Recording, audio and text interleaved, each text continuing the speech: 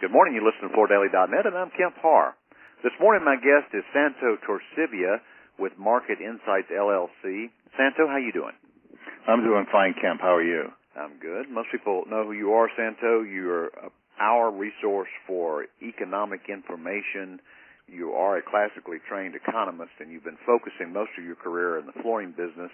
You just came out with your quarterly market monitor, and I thought it might be good for you to tell us a little bit about your read. Why don't we start out with you just talking about where the economy is overall right now? Well, I hesitate to use a trite term, but it's the best term I know to describe where we are, and that's, again, we're into uncertainty. But we are growing. Certain areas are growing and certain areas are not growing. So you got a mixed bag, and there's a lot of things going on in the economy that are working against each other. But the net of the whole thing is that slowly but surely, as we have been for the last 7 years, we are growing out of this recession. And you can argue what's holding us back, whether it's policies, which I kind of believe it is, of the federal government to some degree, Obamacare and insurance costs and all these things. But the fact of the matter is we are growing. The important thing is we're seeing consumer spending go up in general. However, the one area I'm a little concerned about is we're not seeing that translate equally into floor covering purchases. Floor covering purchases are not up as strong as spending because I think a lot of the spending increases that consumers are doing, it's going towards health insurance, things that are needed as opposed to things that can be postponed, and flooring is one of the things that can be postponed. We ran a story on Floor Daily yesterday that said that the equity in consumers' homes now gotten back to where it was in 2006. So the home is worth what it was. So there's been recovery there. Absolutely. And that's translating into stronger home construction. People are getting ahead of the value in their homes. They can make a profit in selling it. Mortgage rates are still very competitive, and banks have become more prone to give mortgages. And we're seeing more construction going on. I forecast that we'll be back to traditional housing construction levels by next year, and that would be 1.4 to 1.5 million units a year.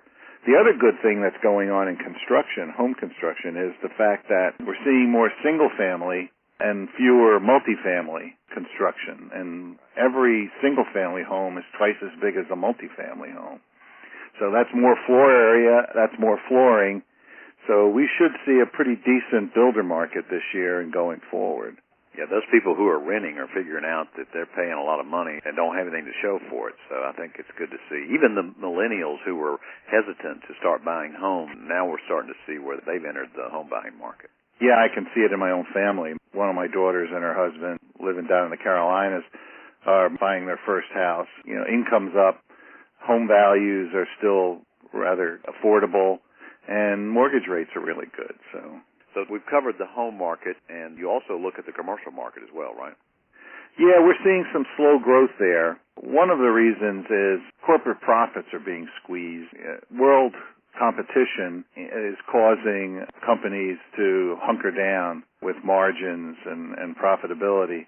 The other thing is the dollar is getting stronger, and that means that imports become cheaper and makes it even tougher for domestic firms to compete. The slow profit growth also means that hiring may slow a little bit, and so that should diminish the need for office space, and so that all rolls back into the office sector of commercial construction. And that's another area where we're seeing some disproportionate performances. So on one hand, you've got institutional and hospitality growing, but offices and education somewhat stymied. Well, I'm actually at the Fuse Alliance annual meeting, which most people know as a group of commercial contractors. And, flooring's the last thing to go in, so they're still riding this wave of business that we've been seeing in the commercial market for a little while.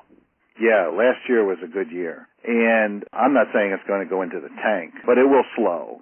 Tax revenues are slowing, which hurts education and government buildings.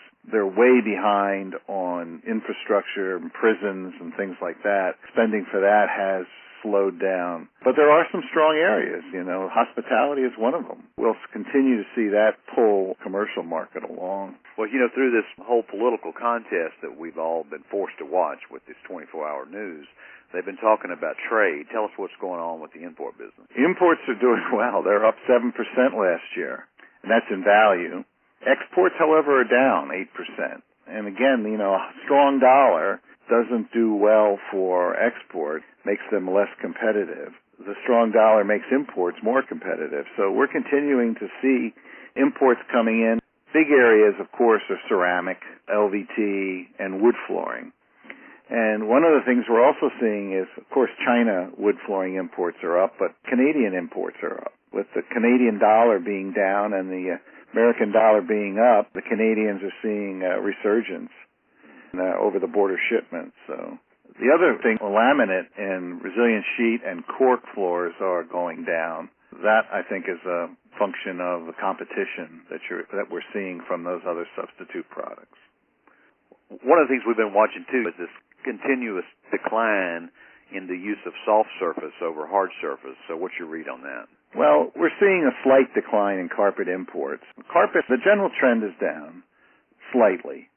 But area rugs are an engine that's pulling carpet and rugs and holding it up.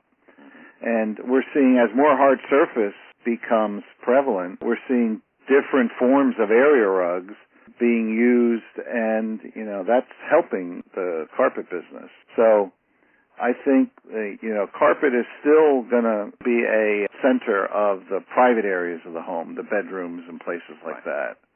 I don't see ceramic or LVT or any of those products severely crimping the sales of carpet in those areas of the house. But in areas like public spaces, I think you're going to see more LVT wood. We'll have to see on the wood pricing how that's coming in with this winter, because this winter was kind of not too wet, not too dry, so that always affects lumbering costs, and which are going to affect lumber prices, which are going to affect wood flooring. Last year, wood flooring did okay because the pricing was down. But we'll see what happens this year. All right, Santo, it's good to talk to you and get a catch-up from you on your quarterly market monitor report, which you just published. Again, been talking to Santo Torcivia, an economist and partner with Floor Focus magazine, and you've been listening to Kemp Harr and FloorDaily.net.